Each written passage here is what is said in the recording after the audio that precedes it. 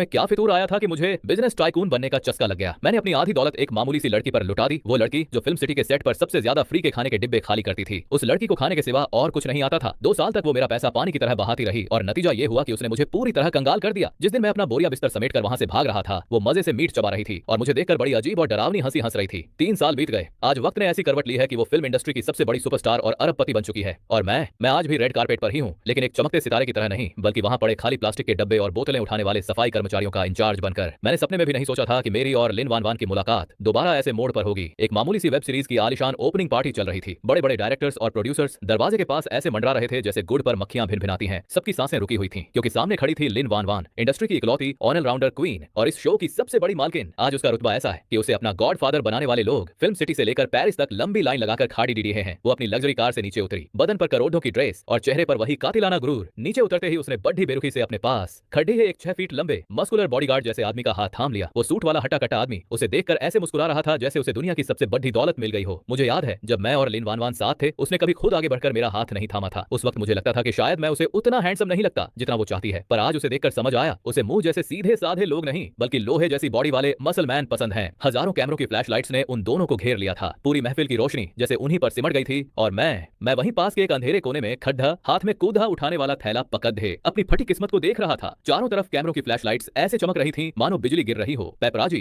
पप्पाराजी पागल हो रहे थे। उनकी उंगलियां शटर बटन से हटने का नाम नहीं ले रही थीं और मैं उस भव्य हॉल के एक कोने में मेज के नीचे दुबका हुआ था। मेरे हाथ में एक प्लेट थी, वही जिसमें मैंने अभी अभी बोस्टन लॉबस्टर चुराया था। मैंने एक गहरी सांस ली और अपनी बॉडी को अंधेरे की परछाइयों में और सिकोड़ लिया। मन ही मन प्रार्थना कर रहा था, हे भगवान बस ये कुड़ी गुनैन मुझे देख न ले। आखिरकार डर तो था ही। 3 साल पहले जब मैं कंगाल होकर भाग रहा था तो जाते जाते मैंने उसकी खरीदी हुई मिर्च वाली 5 पैकेट लच्छेदार नमकीन स्पाइसी स्टिक्स भी चोरी कर ली थी। अगर उसने देख लिया तो मेरी तो खैर नहीं। तभी माइक लिए एक रिपोर्टर की आवाज गूंजी, लिन मैडम क्या आप बता सकती हैं आपके बगल में खड़ा ये शख्स क्या ये आपके नए बॉयफ्रेंड है? रिपोर्टर की ये गपशप भरी आवाज भिड्ढ को चीरती हुई मुंह तक आई। मैंने कान खड्डे किए पर उस वक्त झटके में लॉबस्टर का एक टुकड़ा मेरे दांतों के बीच फंस गया। तभी लिन वान वान रुकी। उसकी नजरें ठंडी थीं। अगले ही पल मेरी कमर के नीचे एक जोरदार लात पड़ी। कौन है वो बदतमीज जिसने गंदे पानी की बाल्टी मेज के नीचे रख दी है? उस 6 फुट लंबे सूट वाले अमसल मैन ने गुस्से में मेज की चादर खींच दी। बस फिर क्या था, मैं और मेरा वो आधा अधूरा लॉबस्टर दोनों लुढ़कते हुए सीधे लिन वान वान की ऊंची हील्स हाई हील्स के सामने जा गिरे। पूरे हॉल में जैसे सन्नाटा छा गया। सब पत्थर बन गए। वो अमसल मैन भी हक्का बक्का रह गया और चिल्लाया, अरे ये भिखारी यहाँ कहाँ से टपक पड़ा? मैंने धीरे से अपना सिर ऊपर उठाया और मेरी नजरें सीधे लिन वान वान की आंखों से जा टकराईं। उसकी आंखों में एक अजीब सी चमक थी जैसे वो इसी पल का इंतजार कर रही हो। इससे पहले कि मैं कुछ बोल पाता, लिन वान वान ने उस तगड़े आदमी के सिर के पीछे एक करारा थप्पड़ जड़ा और दहाड़ते हुए कहा, अंधा हो गया है क्या? अपनी आंखें खोल और देख, ये तेरे होने वाले जीजा जी हैं। चारों तरफ फिर से वही मौत जैसा सन्नाटा। रिपोर्टर्स के माइक उनके हाथों में ही जम गए। मेरे हाथ ऐसे कांप रहे थे जैसे मुझे करंट लग गया हो। मैं जमीन पर औंधा पड़ा था और मेरे मुंह में अभी भी लॉबस्टर की वो लंबी सी मूंछ फंसी हुई थी। मेरा तो जैसे कलेजा ही मुंह को आ गया। आज की लिन वान वान के आसपास की हवा इतनी ठंडी और सख्त थी कि किसी को भी जमा दे, पर उसके मुंह से जो बात निकली वो किसी केमिकल वेपन से भी ज्यादा घातक थी। मैडम लिन, एक रिपोर्टर हकलाते हुए बोला, आप मजाक कर रही है ना?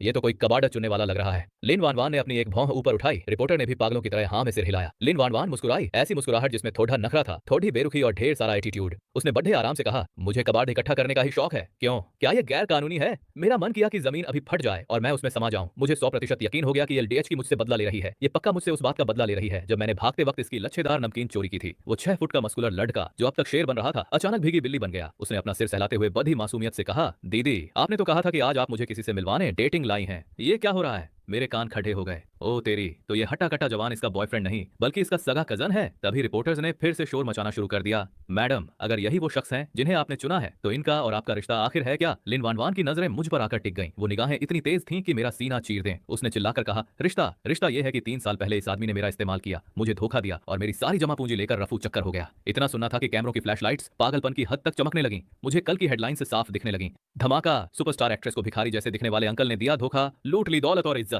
मैं बुरी तरह घबरा गया। मैं जल्दी से खड़ा हुआ और अपने मुंह पर लगी लॉबस्टर की चिकनाई को हाथ से पोंछते हुए चिल्लाया, गलतफहमी है, सब गलतफहमी है भाई। मैं तो बस एक मामूली सफाई कर्मचारी हूँ, यहाँ से गुजर रहा था बिना पीछे मुद्दे। मैं वहां से अपनी जान बचाकर भागा। मैं बस उस हॉल से दूर कहीं छिप जाना चाहता था। बैकस्टेज के रेस्ट रूम में मेरा दिल किसी पुराने ट्रैक्टर की तरह धड़क रहा था। मुझे समझ आ गया था कि अगर मैंने जल्दी पैसों का जुगाड़ नहीं किया तो ये लीन वान वान मुझे जिंदा चबा जाएगी। मैंने अपनी जेब से एक मुद्दा तुद्धा कागज निकाला। ये मेरा आखिरी पत्ता था, एक नया लड्ड का जिसे मैंने अभी अभी साइन किया था। वैसे तो वो बद्धा अजीब था। उसकी इकलौती खूबी ये थी कि वो अपने सीने पर भारी पत्थर रखवाकर तो दबा सकता था। मैंने देखा कि मशहूर डायरेक्टर झांग सोफे पर बैठकर सिगरेट पी रहे हैं। मैं दबे पांव उनके पास गया और बड़ी इज्जत से वो कागज उनकी तरफ बढ़ाया। झांग साहब, ये मेरा नया लड़का है, इसमें टैलेंट कूट कूट कर भरा है। सुना है आपकी फिल्म में एक विलेन का रोल खाली है, एक बार इसे देख लीजिए, क्या पता बात बन जाए। डायरेक्टर झांग ने तिरछी नजरों से मुझे देखा, उनके चेहरे पर नफरत साफ थी। शू किंग, ओ शू किंग, तुम्हारी हालत इतनी खराब हो गई है कि अब ऐसे नमूनों को लेकर घूम रहे हो। मैंने गिड़गिड़ाते हुए कहा, साहब बस एक मौका दे दीजिए, पैसे नहीं चाहिए, बस इसे दोनों टाइम का खाना मिल जाए वही काफी है। झांग साहब मना करने के लिए हाथ उठाने ही वाले थे कि तभी पीछे से ऊंची हील्स, हाई हील्स के चलने की आवाज गूंजी। टिक टॉक टिक टॉक, पीछे से लीन वान वान की आवाज गूंजी। शू किंग, अब फिर से कौन सी ऊंची हरकत कर रहे हो तुम? डायरेक्टर झांग झट से खड़े हो गए। मैडम आप फिक्र मत कीजिए, मैं अभी इस भिखारी को यहाँ से धक्के मारकर बाहर निकालता हूँ। मैंने अपनी आंखें बंद कर ली, दिल टूट चुका था। मुझे लगा बस अब सब खत्म, खेल खत्म। तभी लिन वान वान मेरे पास आई। वो मेरे सामने खड़ी होकर मुझे ऐसे देख रही थी जैसे कोई रानी अपने गुलाम को देखती है। उसने झटके से मेरे हाथ से वो मुड़ा तुड़ा बायोडाटा छीना और उसके चिथड़े चिथड़े कर दिए। डायरेक्टर झांग खुशी से चहक उठे, वाह मैडम क्या बात है, आपने बहुत सही किया इसे फाड़कर। लेकिन लिन वान वान ने एक ठंडी हंसी हंसी। उसने अपने बैग से एक एस ग्रेड सुपरस्टार वाला कॉन्ट्रैक्ट निकाला और सीधे मेरे चेहरे पर दे मारा। कैसा नया लड़का, क्या पागलपन है ये? शू किंग, तुम्हारा ये चेहरा उस पत्थर तोड़ने वाले से 1000 गुना ज्यादा कीमती है। इस कॉन्ट्रैक्ट पर साइन करो और इस फिल्म के लीड एक्टर यानी मेन हीरो तुम हो। मेरी और डायरेक्टर झांग की आंखें फटी की फटी रह गईं। झांग साहब हकलाने लगे, लेकिन मैडम इस फिल्म का हीरो तो हम पहले ही एक मशहूर चॉकलेट बॉय स्टार को फाइनल कर चुके हैं। लिन वान वान ने बड़ी दबंगई से झांग की तरफ देखा और अपने अंदाज में कहा। लिन वान वान ने अपना काला चश्मा आंखों पर चढ़ाया और बड्ढी बेरुखी से कहा, उस चॉकलेट बॉय से कहो कि अपना बोरिया बिस्तर समेटे और यहाँ से दफा हो जाए। इस फिल्म के लिए मैं 5 करोड़ की एक्स्ट्रा फंडिंग दे रही हूँ। मेरे चेहरे पर गिरे उस कॉन्ट्रैक्ट से अभी भी ताजा स्याही की महक आ रही थी। मैंने कांपते हाथों से कागज उठाया और आखिरी पन्ने पर जुर्माने पेनल्टी वाली जगह देखी। वहां इतने सारे जीरो थे कि मेरा सिर चकरा गया। इकाई, दहाई, सैकड़ा, हजार, पूरे 100 करोड़। मेरा दम घुटने लगा। मैंने कॉन्ट्रैक्ट वापस मेज पर खिसकाया और अपने गंदे हाथों को मलते हुए कहा, मैडम मजाक छोड़िए, मुझे एक्टिंग का अभी नहीं आता। पिछले 3 सालों में मैंने सिर्फ प्लास्टिक की बोतलें चुनी हैं और गटर साफ किए हैं। यहाँ तक कि अगर सड़ एचक पर कोई दादी अम्मा मुझे टक्कर मार दे तो मैं उनसे बेहतर एक्टिंग नहीं कर पाऊंगा। अगर मैंने ये रोल किया तो आपकी साख मिट्टी में मिल जाएगी और मेरे पास तो हरजाना देने के लिए जान के सिवा कुछ नहीं है। मेरी बात सुनकर लीन वान वान के चेहरे पर एक ठंडी मुस्कान आई। वो मुद्दी और अपने महंगे हर्मिस बैग से एक ऐसी चीज निकाली जिसे देखकर मैं सन्न रह गया। उसने बैग से कोई मेकअप का सामान नहीं बल्कि सब्जी मंडी में इस्तेमाल होने वाला वो बड्ढा सा बोलने वाला कैलकुलेटर निकाला। जैसे ही उसने बटन दबाया कमरे में उस कैलकुलेटर की तीखी आवाज गूंजी, जीरो जीरो। कैलकुलेटर से एक रोबोटिक महिला की आवाज गूंजी। लिन वान वान की पतली उंगलियां बटन पर बिजली की रफ्तार से चलने लगीं। 3 साल पहले मिर्च वाली नमकीन लाठयाओ का एक पैकेट 5 रुपए का था। 5 पैकेट यानी कुल 25 रुपए। अब अगर इसे अंडरवर्ल्ड के ब्याज दर यानी 5% डेली कंपाउंड इंटरेस्ट के हिसाब से जोड़ें तो साल के 365 दिन के हिसाब से टी। उसने जोर से इक्वल टू हर्ष और का बटन दबाया और कैलकुलेटर की स्क्रीन सीधे मेरी नाक के पास सटा दी। 3 साल में तुम्हारा कुल कर्जा होता है 30 करोड़ और इसमें अगर मेरी मानसिक परेशानी, बर्बाद हुई जवानी और कॉन्ट्रैक्ट तोड़ने का हर्जाना जोड़ दें तो राउंड फिगर में ये पूरे 100 करोड़ बैठते हैं। मेरी तो चीख निकल गई। मैंने अपनी फटी आंखों से उसे देखा और चिल्लाया, अरे तुम्हारी नमकीन क्या सोने की बनी थी? तुम क्या सीधा क्राइम सिंडिकेट से ट्रेनिंग लेकर आई हो? इतना ब्याज तो कोई डकैत भी नहीं लेता।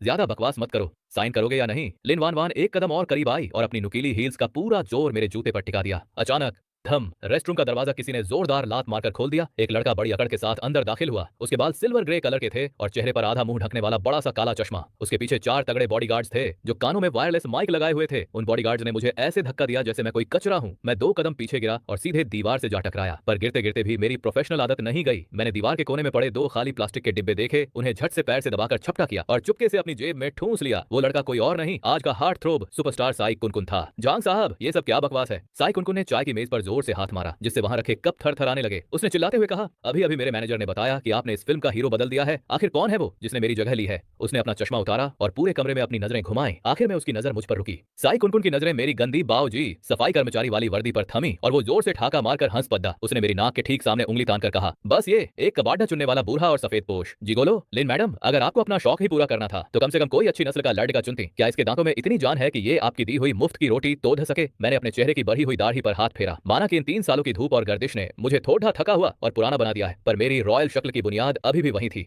समझ नहीं आता लोग मुझे पुराना चावल क्यों समझ लेते हैं। लिन वान वान की आंखें गुस्से से ठंडी पड्डी एच गईं। वो अभी कुछ बोलने ही वाली थी कि साई कुनकुन फिर से उछला। ठीक है, अगर आप कहती हैं कि ये एक्टर है तो अभी के अभी मुकाबला हो जाए। सीन है एक रईस बिजनेस टाइकून की बर्बादी का पल। अगर इस भिखारी ने मुझसे बेहतर एक्टिंग कर दी तो मैं एक शब्द कहे बिना यहाँ से चला जाऊंगा, लेकिन अगर ये हार गया तो इसे घुटनों के बल बैठकर मेरे जूते चाटने होंगे और इसी वक्त इस सेट से बाहर दफा होना पड़ेगा। डायरेक्टर झांग के माथे पर पसीने की बूंदें चमकने लगी। उन्हें पता था कि असली टाइकून तो वही था जिसने इसे बर्बाद किया था। डायरेक्टर झांग के माथे पर ठंडे पसीने की बूंदें टपक रही थी। वो कभी लिन वान वान को देखते तो कभी साई कुनकुन को और डर के मारे सोफे के कोने में ऐसे दुबक गए जैसे वहां मौजूद ही न हो। ठीक है, मुकाबला मंजूर है। लिन वान वान 2 कदम पीछे हटी बैठी, सीने पर हाथ बांधे और अपनी सुलगती नजरों से मुझे देखने लगी। साई कुनकुन ने नफरत से एक आवाज निकाली और अपनी 5 लाख की डिजाइनर शर्ट के कॉलर ठीक किए। उसने कुछ सेकंड तक अपनी भावनाओं को जगाने का नाटक किया और फिर अचानक उसका चेहरा किसी फटे हुए कागज की तरह पिचक गया। उसने अपना सिर दोनों हाथों से पकड़ डेच लिया और पागलों की तरह चीखने लगा, आह मेरी कंपनी, मेरे पैसे, मैं बर्बाद हो गया, मेरे पास अब कुछ नहीं बचा। उसने लाख कोशिश की पर आंखों से आंसू की एक बूंद तक नहीं निकली। आखिर में वो अपना मुंह छिपाकर जमीन पर बैठ गया और अपने कंधों को ऐसे हिलाने लगा जैसे बहुत गहरा गम मना रहा हो। उसके पीछे खड़े बॉडीगार्ड्स तो ऐसे तालियां बजाने लगे जैसे कोई ऑस्कर जीत लिया हो। वो चिल्लाए, वाह कुन भाई, क्या फाड़ू एक्टिंग की है। मैं तो हक्का बक्का होकर देखता रह गया। भाई ये बर्बाद रईस की एक्टिंग थी या 3 दिन से पेट साफ न होने की। तड़हप साई कुनकुन अपनी पैंट से धूल झाड़ते हुए बड़े घमंड के साथ खड़ा हुआ।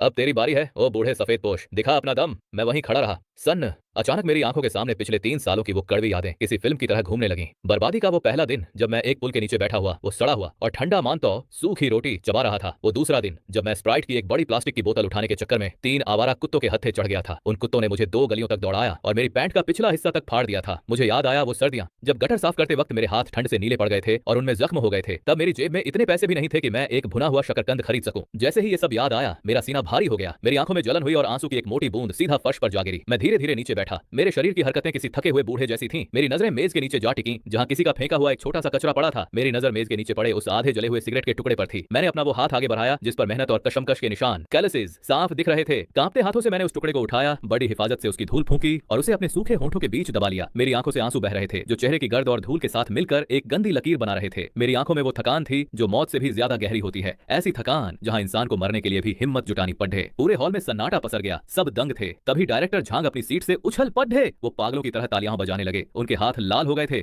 लाजवाब, बहुत ही शानदार। ये तो एक्टिंग की सबसे ऊंची मिसाल है। ये बेबसी, ये आंखों की वीरानी। भाई जिसे 10 साल की कंगाली का तजुर्बा ना हो वो ऐसी रूह कंपा देने वाली एक्टिंग कर ही नहीं सकता। ये मुकाबला नहीं था, ये तो सीधा सीधा कत्लेआम था। साई कुनकुन के पैरों तले जमीन खिसक गई। उसका चेहरा गुस्से और शर्म से लाल हो गया। वो हकलाते हुए चिल्लाया, ये धोखेबाजी है, तुमने एक्टिंग नहीं की, तुम तो सच में कंगाल हो। ये बेईमानी है, हार मान और अब दफा हो जा। लिन वान वान ने साई कुनकुन की तरफ देखा तक नहीं। उसने झपट कर मेरा दाहिना हाथ पकड़ा। मैंने अपनी मुट्ठी जोर से बंद कर रखी थी लेकिन उसने अपनी पूरी ताकत लगाकर मेरी हथेली खोली और धप, मेरा हाथ सीधा उस एस ग्रेड कॉन्ट्रैक्ट के साइन वाली जगह पर पड़ गया। कॉन्ट्रैक्ट अब पक्का हो चुका था। लिन वान वान ने उस कागज को हवा में लहराया और उसके चेहरे पर एक शातिर मुस्कान आ गई। कजिन काम शुरू करो। वो 6 फुट लंबा मसलमैन कजिन न जाने कहां से बिजली की तरह बीच में आया और उसने मुझे गर्दन से ऐसे दबोचा जैसे कोई बिल्ली अपने बच्चे को पकड़ती है। जीजा जी, हीरो हीरोइन के बीच की केमिस्ट्री बिठाने के लिए थोड़ा वक्त तो साथ गुजारना पड़ेगा, माफ कीजिएगा। उसने मुझे किसी बोरी की तरह अपने कंधे पर लाद लिया और लंबे लंबे कदम भरते हुए बाहर की तरफ चल दिया। अरे छोड़ो मुझे वापस जाना है, मुझे कबाड़ इकट्ठा करना है। आज रद्दी के भाव बढ़ गए हैं। मैं उसके कंधे पर टंगा हुआ पागलों की तरह छटपटा रहा था लेकिन वो मुझे किसी सूखी लकड़ी की तरह लाद कर ले जा रहा था। जैसे ही हम रेस्टरूम से बाहर निकले, चारों तरफ से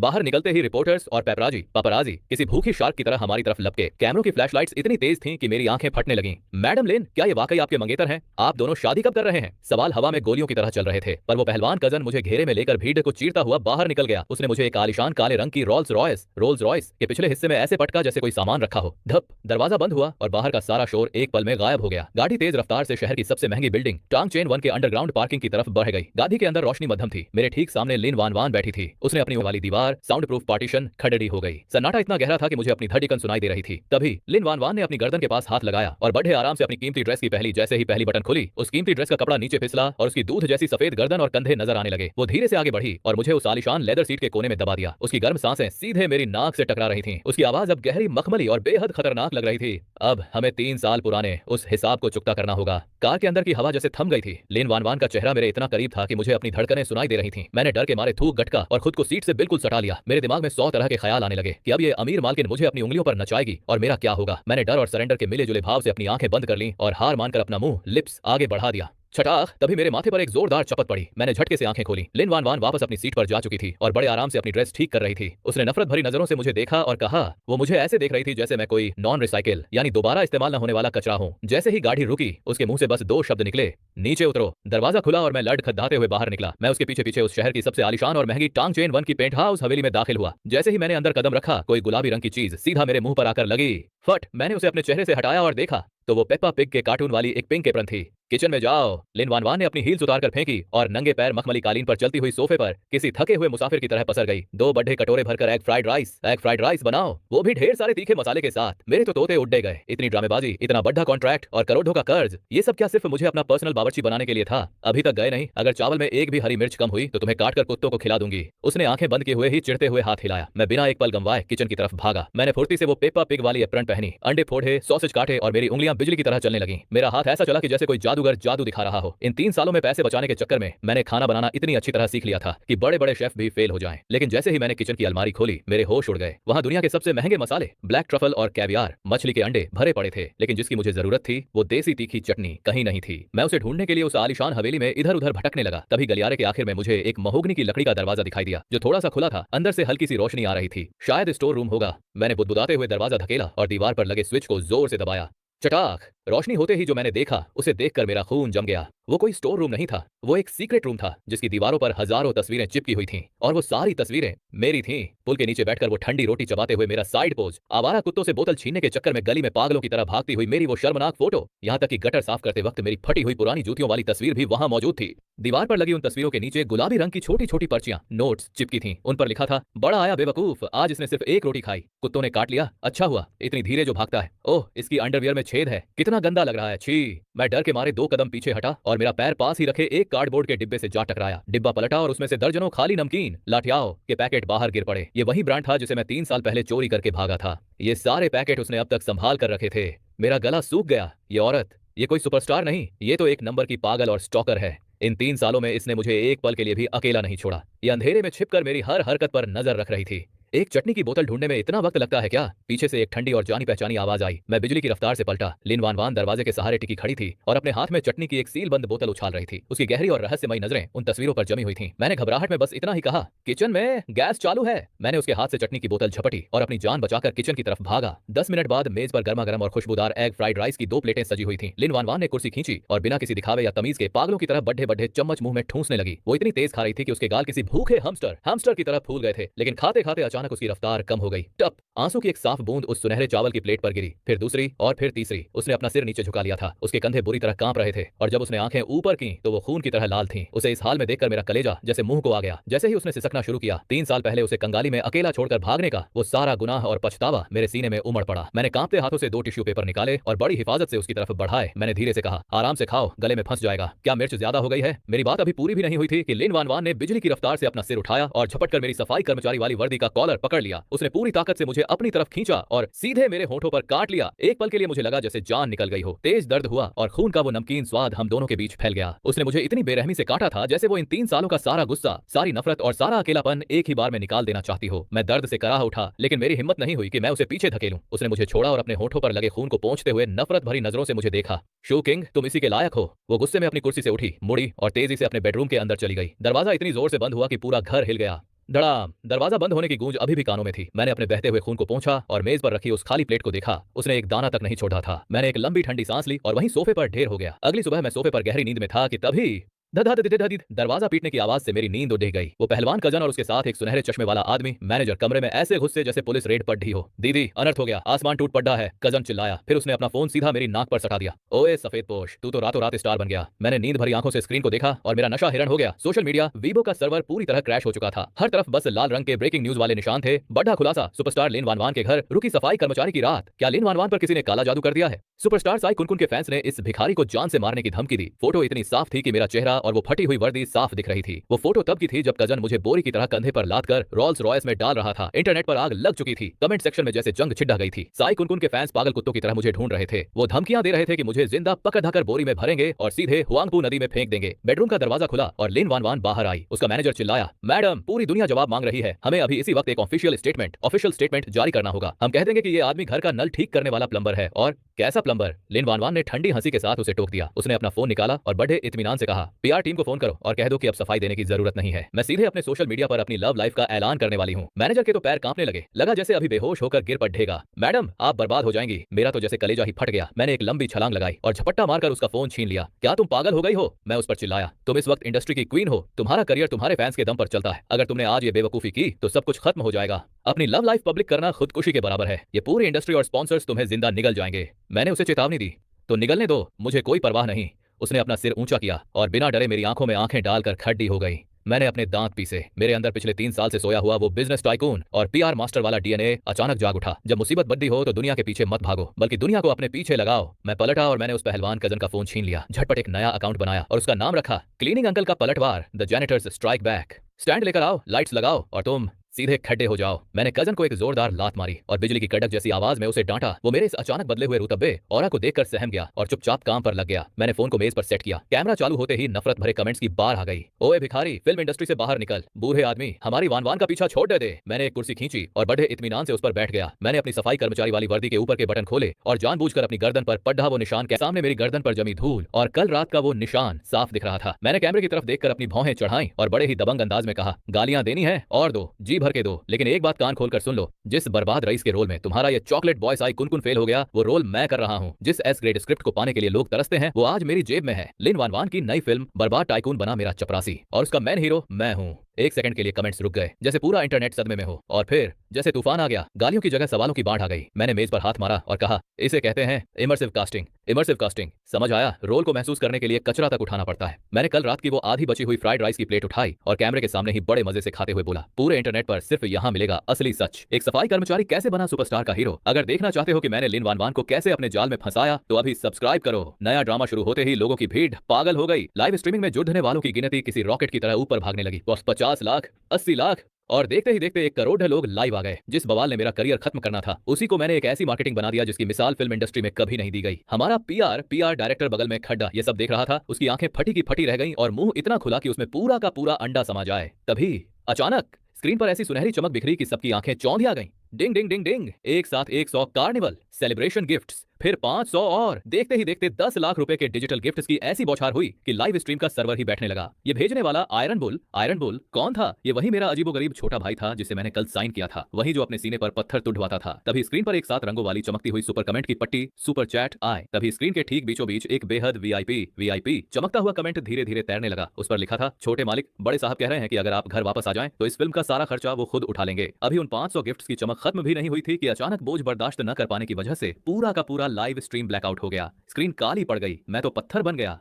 छोटे मालिक, मैंने कमेंट की उन बड़ी बड़ी लाइनों को देखा और मेरे मुंह में भरा हुआ एग फ्राइड राइस हलक में ही फंस गया। अगर मैं संभालता नहीं तो सब बाहर आ जाता। कजिन तो जैसे पागल ही हो गया। उसने मेरी शर्ट का कॉलर पकड़कर मुझे बुरी तरह झकझोरना शुरू कर दिया। जीजा जी, ये आयरन बुल कौन है और ये बड़े साहब कौन है? आपने मेरी दीदी से कितनी काली कमाई और कितनी प्रॉपर्टी छिपा रखी है? सच सच बताओ। मैंने झटके से उसका हाथ हटाया और अपनी जेब से वो पुराना टूटा फूटा एंड्रॉइड फोन निकाला जिसकी स्क्रीन पर मकड़ी के जाले की तरह दरारें थीं। मैंने कांपती उंगलियों से अपने उस अजीबोगरीब पत्थर तोड़ने वाले चेले को फोन लगाया। कौन है तेरा बाप? मैंने बिना किसी भूमिका के सीधे फोन पर चिल्लाकर पूछा। फोन की दूसरी तरफ से लौह पुरुष आयरन बुल की वही भोली लेकिन दमदार आवाज आई। बड़े भाई, अब मैं और सच नहीं छिपा सकता। मैं जमीन पर आ ही गया हूं तो सब बता देता हूं। मेरे पिता वान हाई सिनेमा के मालिक वांग डाना है। मेरा सिर चकरा गया। उसने आगे कहा, मैं तो बस जिंदगी का अनुभव लेने और अपने सीने पर पत्थर तोड़ने की कला को मशहूर करने फिल्म इंडस्ट्री में आया था, पर पिताजी ने अभी अभी कहा है अगर आप मुझे अपने साथ रखेंगे तो इस फिल्म की मार्केटिंग और रिलीज का सारा खर्च वो उठा लेंगे। वान हाई सिनेमा पूरे देश के 40% सिनेमा घरों पर राज करने वाला सबसे बड़ा नाम। मैंने फोन काटा। तभी लाइव स्ट्रीम फिर से चालू हुई, लेकिन इस बार माहौल बदल चुका था। वो गालियां, वो भिखारी और सफेद पोश वाले कमेंट्स गायब थे। अब पूरी स्क्रीन पर बस एक ही शब्द तैर रहा था, किंग।